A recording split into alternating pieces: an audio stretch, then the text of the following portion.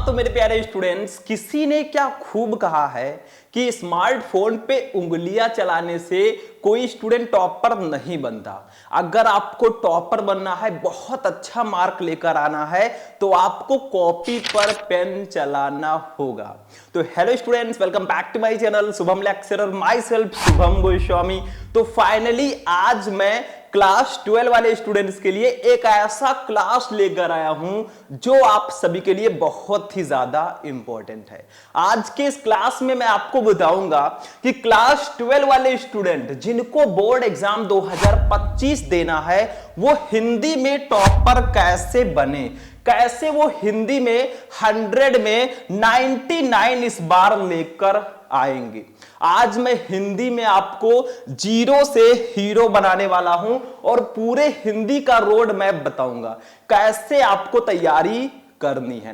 देखो यहां पे पूरा रोड मैप मैंने लिखा है आपके लिए, क्या क्या पढ़ना है, कैसे आपको सिलेबस कवर करना है, कैसे आपको टॉपर बनना है, इस आपका टाइम टेबल कैसा होगा हिंदी के लिए और सारे सब्जेक्ट के लिए। ठीक है, टाइम टेबल कैसा होगा, हिंदी में क्या क्या होता है, आपको क्या क्या पढ़ना है, कौन कौन से, देखिए कौन कौन से गद्यांश पद्यांश इंपॉर्टेंट है, कहानी इंपॉर्टेंट है, संस्कृत में क्या पढ़ना है, और आपको यहां पे देखिए रस छंद अलंकार में क्या पढ़ना है, पत्र लेखन निबंध, मतलब पूरा रोड मैप आज मैं आपको समझाने वाला हूं।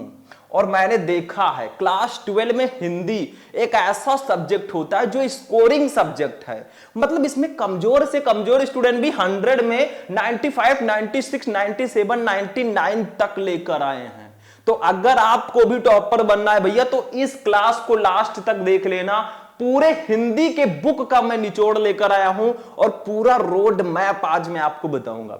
सबसे पहले मैं ये बताऊंगा हिंदी की तैयारी आपको कैसे करनी है, किस प्रकार से आपको तैयारी करनी है। कुछ मैं टॉपर्स की, जो टॉपर्स करते हैं उसको मैं बताने वाला हूं। टाइम टेबल मैं बताऊंगा आपको कब हिंदी पढ़ना है। कुछ स्टूडेंट सोचते हैं अरे भैया एग्जाम आएगा, 2 महीने बचेगा, हिंदी को तो हम उड़ा देंगे, हिंदी को तो पढ़ लेंगे। तो आज हम स्टार्ट करने वाले हैं बोर्ड परीक्षा 2025 वाले स्टूडेंट हिंदी में टॉपर कैसे बने। अगर इस वीडियो को आप शुरू से लेकर लास्ट तक देखते हैं, 100% गारंटी है आप 100 में से 99 आपका आएगा, क्योंकि सब कुछ मैं इस क्लास में बताने वाला हूं।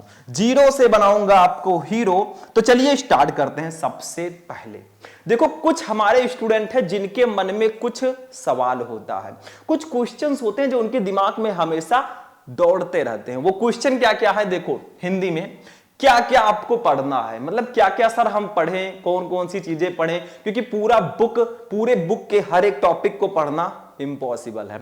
दूसरी चीज 100% फिक्स टॉपिक कौन कौन से हैं। देखो हमारे हिंदी में बहुत सारे टॉपिक हैं जो 100% फिक्स हैं, मतलब कोई भी टीचर उसको बता सकता है कि कौन कौन से वो टॉपिक हैं, वो भी मैं अभी आपको बताऊंगा। लगभग 35 नंबर के टॉपिक हैं जो एकदम फिक्स होते हैं, किसी भी स्टूडेंट को पास कराने के लिए वो काफी है।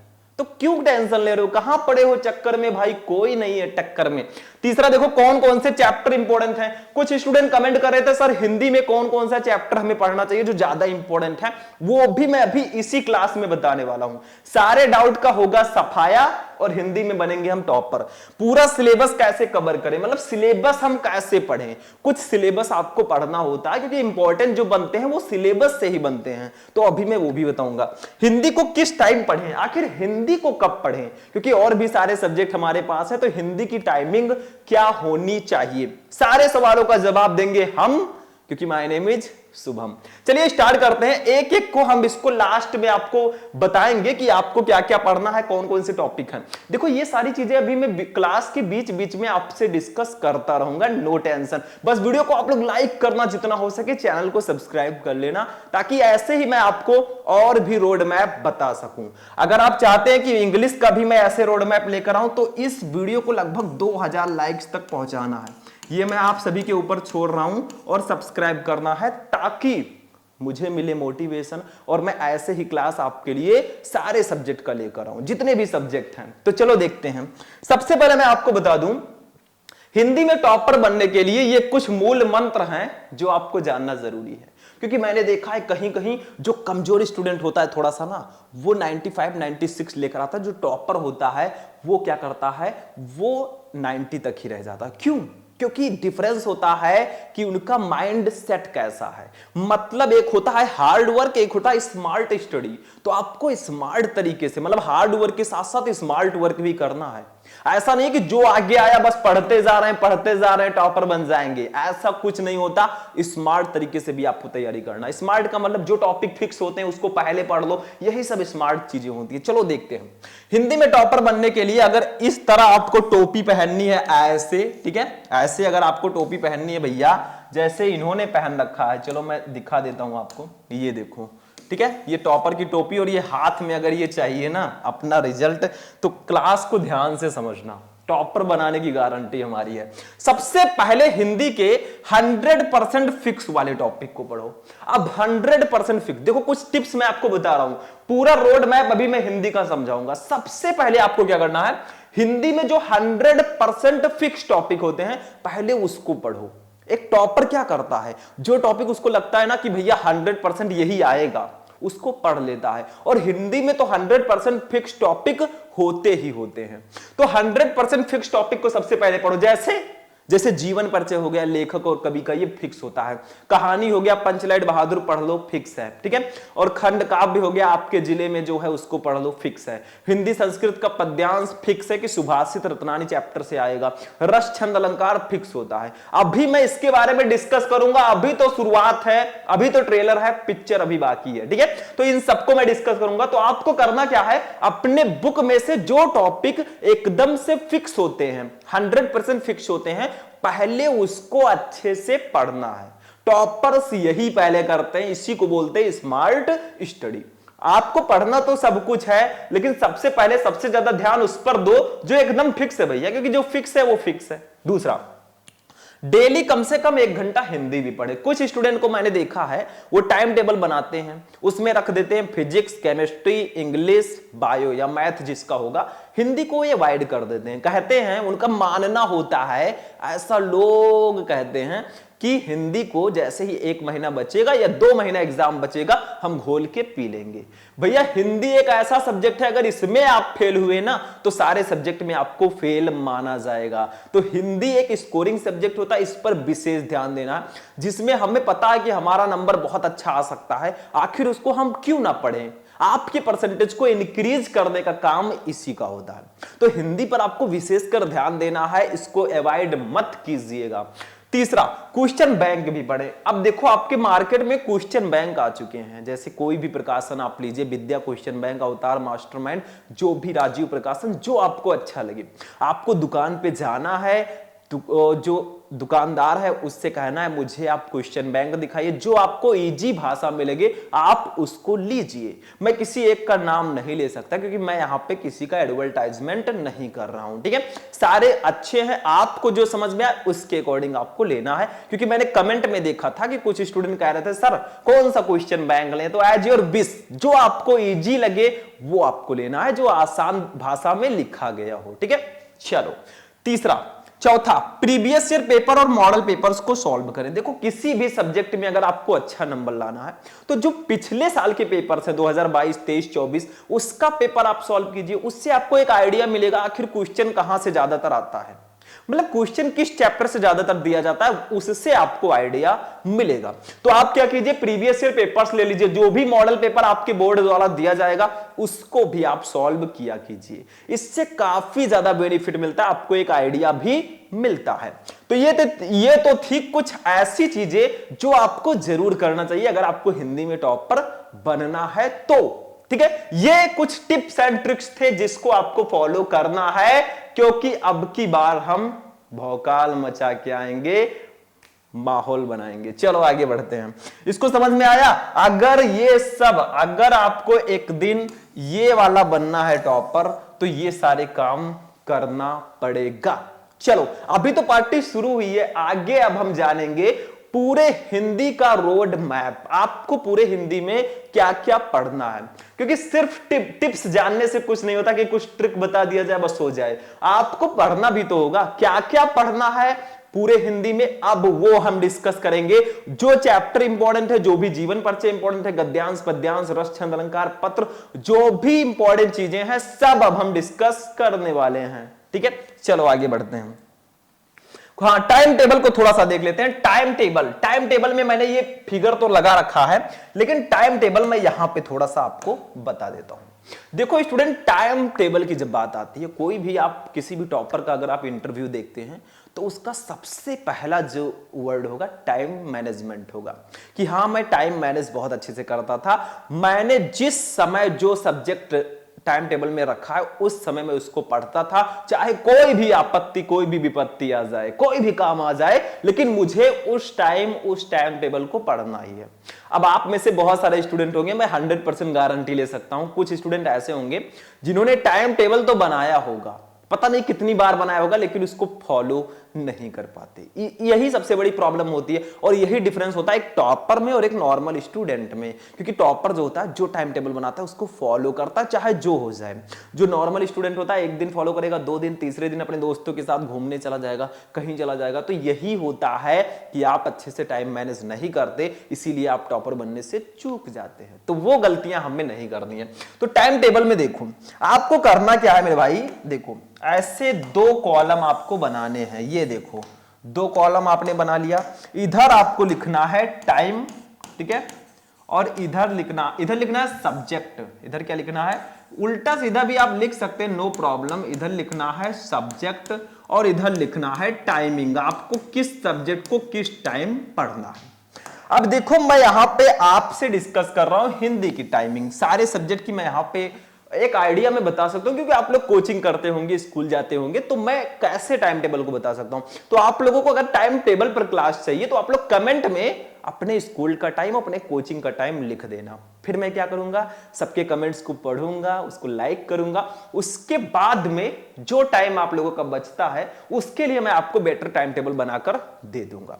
हिंदी की अगर बात की जाए, देखो आपके पास 12th में 5 सब्जेक्ट हैं, 3 सब्जेक्ट को आपको शाम को मैनेज करना है, 2 सब्जेक्ट आपको सुबह मैनेज करना है। जब तक आप स्कूल और कोचिंग जाते हैं, शाम को आप कर दीजिए वही 7 से 10 तक कर दीजिए, या 9:30 तक कर दीजिए, 10 तक कर सकते हैं, और सुबह आप कर लीजिए वही 4 से लेकर 6 बजे तक। ये सबसे अच्छा समय होता है। और मेरे हिसाब से अगर आप हिंदी पढ़ रहे हैं ना, तो इसका टाइमिंग, हिंदी मैं यहां पे लिख देता हूं थोड़ा सा प्यार से, हिंदी, ठीक है, हिंदी, इसका जो टाइमिंग होना चाहिए, मैं जो सजेस्ट करूंगा आपको, वो होना चाहिए भैया सुबह 4 बजे से या 4:30 बजे से ले लीजिए, जिस टाइम आप उठ सकें। 4 बजे से 5 बजे तक मैं सुबह इसको रखना चाहूंगा। अब आप कहेंगे सर जी इतनी जल्दी कौन जागेगा? देखो स्टूडेंट हो, आपको स्ट्रगल करना होगा। अगर टॉपर बनना है, अच्छा नंबर लेकर आना है, तो स्ट्रगल जरूरी है। तो आपको हिंदी सुबह ही पढ़ना है। क्यों मैं कह रहा हूं? क्योंकि फिजिक्स आप पढ़ रहे हैं, मान लीजिए उसमें कुछ न्यूमेरिकल लगाने होते हैं, वो शाम को चल जाएगा। मैथ आप पढ़ रहे हैं, वो भी शाम को चल जाएगा, ठीक है। केमिस्ट्री पढ़ रहे हैं, वो भी शाम को चल जाएगा। लेकिन हिंदी और इंग्लिश जो सब्जेक्ट है ना, इसको सुबह रखिए। क्यों मैं कह रहा हूं? क्योंकि सुबह का समय जो होता है ना, याद करने वाला समय होता है। हिंदी में ज्यादातर चीजें याद करने वाली ही हैं। ऐसा नहीं है कि आप फिजिक्स, केमिस्ट्री, बायो को शाम ही को रखो। आप जो टॉपिक आपको याद करना हो, सुबह उठकर उसको भी याद कर सकते हैं। एक दिन का गैप दे दो हिंदी में और उसको उठकर याद कर लो। इससे आपका याद करने वाला जो प्रोसेस है ना, बहुत जल्दी होगा। कुछ स्टूडेंट कहते हैं सर जी हमें लॉन्ग क्वेश्चन याद नहीं होता, हमें जल्दी क्वेश्चंस याद नहीं होते। कैसे याद होगा? इस दिमाग में बहुत सारी चीजें आप भर कर रखे हैं, दिन भर इधर उधर घूमे हैं, फोन चलाए हैं। मैंने कहा था स्मार्टफोन पे उंगलियां चलाने से कुछ नहीं होता मेरे भाई। सोशल मीडिया से थोड़ी बहुत दूरी बनाए रखो, क्योंकि ये चीज आपके लिए अगर फायदेमंद है तो ये आपके लिए नुकसानदायक काफी ज्यादा है। फायदा कम करेगा, नुकसान ज्यादा करेगा, ठीक है। तो आपको सुबह रखना है, ज्यादा बेटर रहेगा, ठीक। क्योंकि आप जब दिन शाम को अगर पढ़ेंगे, शाम को याद करने वाली चीजें कम पढ़ें। आप न्यूमेरिकल सॉल्व कर लें, आप कुछ चीजें पढ़ लें, टॉपिक को पढ़ लें, लेकिन याद करने वाली चीजें सुबह अच्छी होती है। क्योंकि दिन भर आपके माइंड में जो भी हुआ वो चलता रहता है, तो शाम को आपको जल्दी याद नहीं होगा। सुबह अगर आप लोग याद करेंगे, सुबह सुबह एकदम शांत रहता है, कोई बोलता उलता ज्यादा है नहीं, तो आप बहुत अच्छे से उठकर पढ़ सकते हैं, क्योंकि आप एक स्टूडेंट हैं, ठीक। तो ये आपका हो गया टाइम टेबल। आगे अगर आप लोग कमेंट करेंगे अपने स्कूल का टाइम, कोचिंग का टाइम, तो मैं आपको एक प्रॉपर टाइम टेबल बनाकर दूंगा, टेंशन नहीं लेने का, ठीक है। क्योंकि हम आपको बनाने वाले हैं जीरो से हीरो। अब हम आते हैं 12th हिंदी में क्या क्या होता है। अब हम आपको रोड मैप बताएंगे, कैसे आपको तैयारी करनी होगी। देखो हमारा हिंदी का जो पेपर होता है टोटल 100 नंबर का होता है, सबको पता है, जिसमें 2 खंड में हमारा 12th हिंदी का पेपर होता है। एक होता है मेरे स्टूडेंट खंड का ठीक है, ये 50 नंबर का होगा। एक होता है खंड खा, ये भी 50 नंबर का होगा। इसमें होगा क्या क्या मैं उसको थोड़ा सा डिस्कस कर देता हूं, ठीक है, ध्यान से समझना इसको। देखो खंड का में आपका बहुविकल्पीय प्रश्न सबसे पहले आता है 10 नंबर का, हिंदी गद्य साहित्य और पद्य साहित्य की। अभी मैं सबको डिस्कस करूंगा। इसमें आपका गद्यांश आता है 10 नंबर का, पद्यांश आता है 10 नंबर का, साहित्यिक परिचय आता है 5 नंबर का, सॉरी दोनों मिलाकर 10 नंबर का आएगा, कवि और लेखक का, ठीक है। तो 10 नंबर का ये आता है, कहानी 5 नंबर की, खंड काव्य 5 नंबर का, ये टोटल 50 नंबर का हो गया। देखो 10 10 10 30 30 10 40 40 10 50, ठीक है। ये भैया हमारा खंड खा होता है। इसमें 7 नंबर का संस्कृत का गद्यांश, 7 नंबर का पद्यांश, 2 नंबर के मुहावरे, 5 नंबर का अपठित गद्यांश, फिर आपके ये शब्द युग्म, ये सब 2-2 नंबर के, ठीक है। वाक्य संशोधन 2 नंबर का, रस छंद अलंकार तीनों मिलाकर 6 नंबर के, पत्र 6 नंबर का, निबंध 9 नंबर का। ये भी टोटल मिलाकर आपका जो नंबरिंग होगा वो 50 नंबर का होगा। अभी हम आगे नंबरिंग भी कराएंगे, टेंशन मत लेना। तो ये तो था कि आपका हिंदी का पेपर होता कैसा है और इसमें कितने पार्ट होते हैं, कौन कौन से टॉपिक आते हैं। आप लोग, मैं साइड में हो जाऊंगा, इसको स्क्रीनशॉट भी ले सकते हैं, ठीक है, फटाफट, ठीक, ले लिया स्क्रीनशॉट। चलो आगे बढ़ते हैं। अब हम लोग एक एक को डिस्कस करेंगे। यहां से हमारा जो सबसे बड़ा ट्विस्ट है वो स्टार्ट होता है। सबसे पहले हम बात करेंगे खंड का की। इसमें भैया सबसे पहले बहुविकल्पीय प्रश्न आता है। अब ये बताइए, कोई भी टीचर हो आपसे वो ये नहीं बता सकता है कि भैया बहुविकल्पीय प्रश्न यही वाला पढ़ लेना, यही आ जाएगा, ऐसा कोई नहीं कह सकता। हाँ, ये जरूर बता सकता है कि हाँ ये इंपॉर्टेंट है, इसको पढ़ लो। ऐसा है, बहुत सारे क्वेश्चन है जो बहुत ज्यादा इंपॉर्टेंट होते हैं, लेकिन एग्जैक्ट कोई नहीं बता सकता। बहुत सारे टॉपिक हैं हिंदी में जो एग्जैक्टली बता सकते हैं सब लोग, और हम भी अभी बताएंगे। लगभग 33 नंबर के टॉपिक हैं, वो आपके बिल्कुल फिक्स होते हैं, 100% एग्जैक्ट होता है, वो आगे मैं बताऊंगा। लेकिन ये बहुविकल्पीय प्रश्न फिक्स नहीं होता। फिर भी हम एक आइडिया बताते हैं ये कैसा और कहां से क्वेश्चन आता है। देखो बहुविकल्पीय प्रश्नों की अगर हम लोग बात करें प्यार से, तो 10 नंबर के ये आते हैं। इसमें हिंदी गद्य का इतिहास 5 नंबर का आएगा ऑब्जेक्टिव, और दूसरा हिंदी पद्य का साहित्य 5 नंबर का। मतलब 5 नंबर हिंदी गद्य के इतिहास से और 5 नंबर हिंदी पद्य के इतिहास से। हिंदी गद्य का इतिहास जो होगा, इसमें किस प्रकार के क्वेश्चन आएंगे, जैसे शुक्ल युग, शुक्लोत्तर युग, कुछ विधाओं से रिलेटेड क्वेश्चन आएगा, जैसे निबंध, उपन्यास, कहानी, आलोचना, इस सबसे रिलेटेड क्वेश्चंस आएंगे। सबसे अच्छा आइडिया क्या है, आप लोग अपने चैप्टर में जो हिंदी के गद्य लेखक हैं, जैसे वासुदेव शरण अग्रवाल, हजारी प्रसाद द्विवेदी, प्रोफेसर जी सुंदर रेड्डी, हरिशंकर परसाई, इन सबका जीवन परिचय और इनकी रचनाओं को, साहित्यिक परिचय और रचनाओं को पढ़ लो, ठीक। आपका ये नंबर बिल्कुल कंप्लीट रहेगा। और बाकी ये सारी चीजें क्वेश्चन मैं आपको ऑब्जेक्टिव भी बताता रहता हूं, कुछ भी सर्च करना है आप सर्च कर सकते हैं, ठीक है। दूसरी चीज, काव्य साहित्य के इतिहास में क्या आता है, देखो आधुनिक काल, जैसे भारतेंद्र युग, द्विवेदी युग, छायावाद युग, प्रगतिवादी युग, नई कविता, इनसे रिलेटेड क्वेश्चंस आते हैं। इनके कवियों से रिलेटेड और इनसे रिलेटेड क्वेश्चन दिए जाएंगे।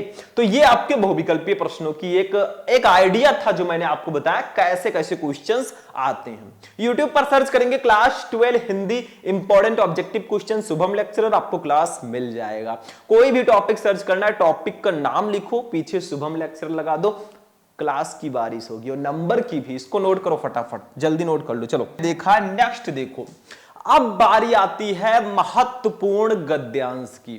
देखो हमने जाना ऑब्जेक्टिव क्वेश्चंस को, यानी कि कहां से 10 नंबर के क्वेश्चन आएंगे। अब हम बात करेंगे महत्वपूर्ण गद्यांश, ये किस चैप्टर से आ सकते हैं। देखो महत्वपूर्ण गद्यांश पर आधारित 5 प्रश्न आपको दिए जाते हैं, मतलब आपको 5 क्वेश्चन दिए जाएंगे 2-2 नंबर के, टोटल आपका 10 नंबर का क्वेश्चन इससे आता है, ठीक है। अब गद्यांश किस चैप्टर से आ सकते हैं, मैंने कहा था ना कि हिंदी में कौन कौन से चैप्टर इंपॉर्टेंट है वो भी मैं आपको बताऊंगा। तो यही सब तो है वो इंपॉर्टेंट चैप्टर। देखो आपके 3 चैप्टर बहुत ज्यादा इंपॉर्टेंट है गद्यांश के लिए। इन तीनों चैप्टर को बिल्कुल से घोलकर पी लेना। चैप्टर का नाम देखो क्या क्या है। एक का नाम है राष्ट्र का स्वरूप। इस चैप्टर से गद्यांश अक्सर पूछा जाता है, तो इसमें आप लोग सर्च कीजिए कितने गद्यांश ज्यादा इंपॉर्टेंट है, उन सब को आप पढ़ लीजिए। दूसरा अशोक के फूल, तीसरा निंदा रस। ये 3 चैप्टर सबसे ज्यादा इंपॉर्टेंट है आपके गद्यांश के लिए। अभी और भी चैप्टर्स में बताऊंगा, पद्यांश में हिंदी संस्कृत का गद्यांश पद्यांश, अभी तो चैप्टर्स में आपको सारे बताऊंगा। तो इन 3 चैप्टर से गद्यांश आने के चांसेस बहुत ज्यादा होते हैं। ठीक, एक चैप्टर और है भाषा और आधुनिकता, उस चैप्टर को भी आप पढ़ लेंगे तो ज्यादा बेटर रहेगा। यही 3-4 चैप्टर आपको पढ़ना होगा। वैसे हिंदी की बहुत सारी मैराथन क्लासेस मैं आपको दे चुका हूं, बस सर्च करना class 12 Hindi important question Shubham lecturer, आपको वो मैराथन क्लास मिल जाएगा, ढूंढोगे तो मिल जाएगा। ठीक है, अब पद्यांश पर आधारित 5 प्रश्न आते हैं, जैसे गद्यांश आता है वैसे पद्यांश। 5 क्वेश्चन रहेंगे 2-2 नंबर के, आपको 10 नंबर इसके लिए भी मिलता है। कैसा क्वेश्चन आता है, कैसे हम कॉपी में लिखें, ये सब मैं आपको पहले ही बता चुका हूं। हिंदी की कॉपी कैसे लिखते हैं ना, पूरी कॉपी लिखकर मैंने आपको लाइव दिखाया है। बस सर्च करना क्लास 12 हिंदी की कॉपी कैसे लिखें शुभम लेक्चरर, क्लास मिल जाएगा। तो जाओ इस क्लास को देखने के बाद देखो, इसमें 5 चैप्टर बहुत ज्यादा इंपॉर्टेंट है आपके पद्यांश के लिए। सबसे पहला चैप्टर है पवन दूतिका, अयोध्या सिंह उपाध्याय, हरिओं जी का कैकेयी का अनुताप, मैथिली शरण गुप्त जी का, श्रद्धा मनु जयशंकर प्रसाद जी का, महादेवी वर्मा जी का गीत, और नौका बिहार आपका है सुमित्रा नंदन पंत जी का। ये 5 चैप्टर आपको पद्यांश के लिए जरूर पढ़ लेने, मतलब इनका आप लोग हिंदी मीनिंग के साथ इनको अच्छे से पढ़ लो, 5-10 नंबर आपका कंप्लीट रहेगा। ठीक है, तो यही सारी चीजें हैं, यही तो है वो इंपॉर्टेंट चैप्टर जिसकी आप लोग डिमांड कर रहे थे। अभी तो चैप्टर भी हम बता दिए, अभी जीवन परिचय, कहानी, रस, छंद, अलंकार, ये सब कहां से आएंगे सब मैं बताऊंगा, क्योंकि पूरा रोड मैप हम देख रहे हैं। चलो आगे बढ़ते हैं स्टूडेंट। ये देखो, अब लेखक का साहित्यिक परिचय, कौन कौन से लेखक बहुत ज्यादा इंपॉर्टेंट हैं, जिनका जीवन परिचय अक्सर पूछा जाता है। लेखक का साहित्यिक परिचय 5 नंबर का आता है, इसके बाद कवि का रहेगा, ये भी 5 नंबर के रहेंगे, दोनों को मिलाकर 10 नंबर का साहित्यिक परिचय आता है। कौन कौन से लेखक ज्यादा इंपॉर्टेंट है मैं बता देता हूं। देखो, वासुदेव शरण अग्रवाल जी का पढ़ लेना बहुत ज्यादा इंपॉर्टेंट है। ये डॉक्टर हजारी प्रसाद द्विवेदी, प्रोफेसर जी सुंदर रेड्डी, इन तीनों का पढ़ने से ही आपका 5 नंबर कंप्लीट हो जाएगा। फिर भी अगर डाउट है तो यहां पे हरिशंकर परसाई जी का भी पढ़ लेना, 5 में 5 पूरे नंबर मिलेंगे, 1 नंबर भी नहीं कटेगा। ठीक है, तो आप लोगों के लिए ये जो जीवन परिचय है 3 लेखकों में बहुत ज्यादा इंपॉर्टेंट है। कवियों में देखो, कवियों का साहित्यिक परिचय, इसमें मैथिली शरण गुप्त, जयशंकर प्रसाद, महादेवी वर्मा और रामधारी सिंह दिनकर, इन चारों का जो भी स्टूडेंट पढ़ के जाएगा ना 5 नंबर उसका एकदम फिक्स रहेगा। जीवन परिचय इंपॉर्टेंट कौन कौन सा है, कैसे इसको लिखते हैं, सर्च करना क्लास 12 हिंदी इंपॉर्टेंट जीवन परिचय, आपको क्लास मिल जाएगा। ठीक है, चलो समझ में आ गया कि लेखक में कौन सा पढ़ना है, कवियों में कौन सा पढ़ना है। इतना अगर पढ़ के जाओगे नंबर ये एकदम ये 100% फिक्स वाला टॉपिक है। वैसे लास्ट में मैं भी डिस्कस करूंगा, लेकिन ये 100% फिक्स वाले टॉपिक हैं। चलो आगे बढ़ते हैं, कहानी पे आ गए भैया, हम स्टोरी बनाएंगे। कहानी आपकी देखो, पंचलाइट, कहानी का सारांश एवं उद्देश्य 5 नंबर का पूछा जाता है। इसमें 3 कहानी बहुत इंपॉर्टेंट है। देखो, कहानी के 2 पहलू होते हैं, एक सारांश, दूसरा उद्देश्य। मतलब कहानी का सारांश क्या है, मीनिंग, और उसका पर्पस यानी कि उद्देश्य क्या है। 3 कहानी आप पढ़ लेना, पंचलाइट, बहादुर लाटी और ध्रुव यात्रा भी है, लेकिन यही 3 पढ़ने से आपका 5 नंबर कंप्लीट हो जाएगा। बस करना क्या है, तीनों का आपको उद्देश्य और सारांश दोनों पढ़ना है, नंबर कंप्लीट। समझ में आ रहा है? पूरा रोड मैप जो मैं बता रहा हूं, जो जो मैं पढ़ने को कह रहा हूं ना, कहीं अलग भी आप क्लास देखेंगे यही चीजें वो भी बताएंगे, क्योंकि यही सब इंपॉर्टेंट ही है। अब कोई अलग से थोड़ी ना टॉपिक ले आएगा 12th में 10th वाला टॉपिक। ठीक, तो ये समझना। ठीक है, 7वां देखो, खंड काव्य की कथा वस्तु एवं पात्र का चरित्र चित्रण लगभग 80 शब्दों में आपको लिखना है। एक चीज और ध्यान देना, ये जो कहानी है, ये जो जीवन परिचय है, ये भी 80 शब्दों में ही आपको लिखना होगा। शायद यहां पे मैंने नहीं लिखा है, लेकिन 80 शब्दों में इसको लिखना होता है। अब खंड काव्य की बात करें भैया, तो आप उत्तर प्रदेश से हैं अगर, तो आप में आपके जिलों को डिवाइड कर दिया गया। जैसे कुछ जिलों में मुक्ति यज्ञ है, किसी में सत्य की जीत है, किसी में रश्मि रथी, किसी में आलोक वृत्त, किसी में त्यागपथी और किसी में श्रवण कुमार।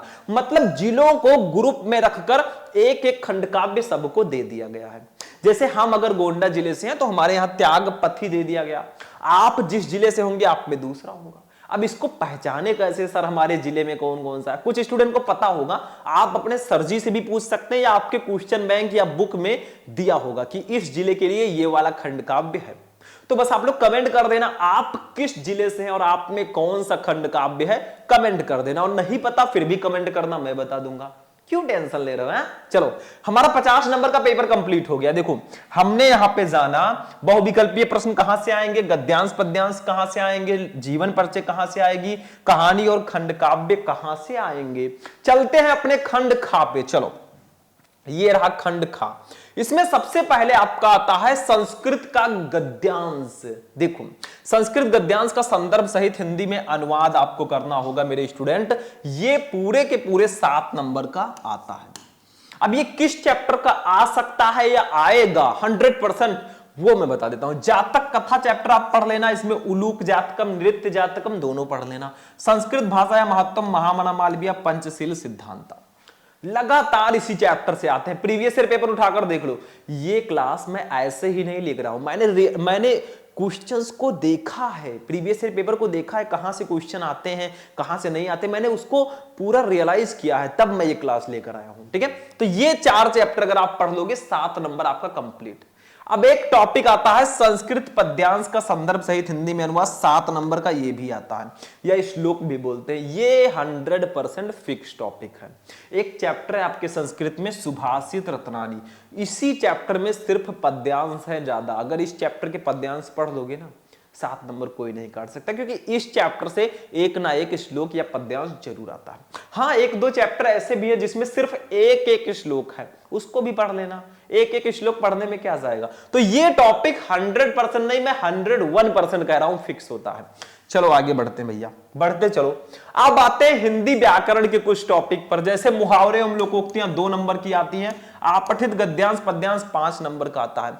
देखो, मुहावरे एवं लोकोक्तियों में मैं यही कहूंगा भैया, इसमें भी फिक्स नहीं होता कुछ, आपको ज्यादा से ज्यादा क्वेश्चन कवर करना है, नंबर मिल जाएगा।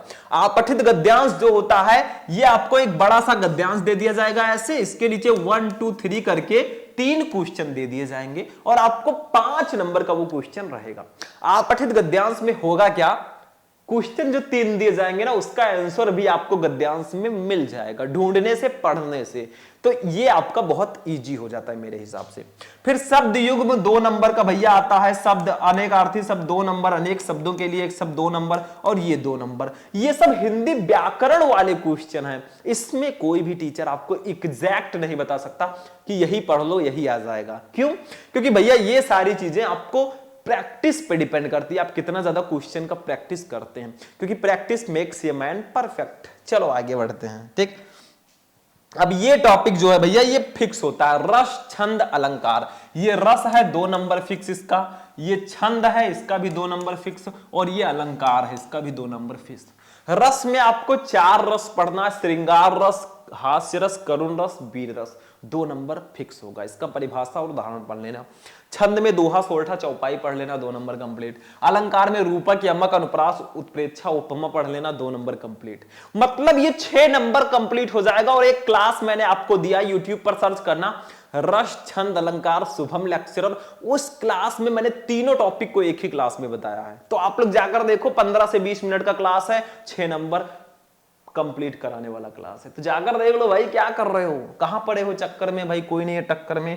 और अब की बार कुछ बड़ा करेंगे हम लोग, और बड़ा अकेले से नहीं होता है, एक हाथ से ताली नहीं बजती मेरे भाई, दोनों हाथ लगाने पड़ते हैं। तो अगर ताली बजाना यानी कि शोर मचाना अपनी सफलता का, तो सपोर्ट करते रहो, हम आपको आप हमें, और क्या चाहिए जिंदगी के लिए। पत्र लेखन पे आते हैं। पत्र लेखन में मैं आपको यह बता देता हूं किस टाइप के पत्र आते हैं। अब मैंने 5 सबसे इंपॉर्टेंट पत्र आपको पहले ही बता रखा है, सर्च करोगे क्लास 12 हिंदी इंपॉर्टेंट पत्र शुभम लेक्चरर, आपको क्लास मिल जाएगा। तो उसको देखने से आपका 6 नंबर कंप्लीट हो जाएगा। ये 6 नंबर का आता है। किस टाइप का पत्र आता है वो मैं बता देता हूं। नियुक्ति आवेदन पत्र, बैंक में नियुक्ति आवेदन का पत्र का मतलब किसी नौकरी पर, किसी अन्य पद पर आपको नियुक्ति चाहिए तो आप लिख सकते हैं। बैंक में किसी व्यवसाय के लिए ऋण प्राप्त करने का आवेदन पत्र, मतलब आपको कोई बिजनेस करना है तो बैंक से लोन लेना है, उसके लिए आवेदन पत्र। तीसरा, अपने नगर या गांव की सफाई हेतु संबंधी अधिकारी को प्रार्थना पत्र। इस 3 टाइप के पत्र आते हैं। तीनों को मैंने एक ही क्लास में बताया है, मैंने आपको बताया, सर्च करोगे मिल जाएगा, और आगे भी मैं बताऊंगा। निबंध पे आते हैं। निबंध 9 नंबर का आता है। इसमें 5 निबंध जो मैंने लिखा ये ज्यादा इंपॉर्टेंट है, जैसे पर्यावरण प्रदूषण समस्या और समाधान, आतंकवाद समस्या एवं समाधान, बेरोजगारी की समस्या, भारत में जनसंख्या वृद्धि की समस्या, और मेरा प्रिय साहित्यकार।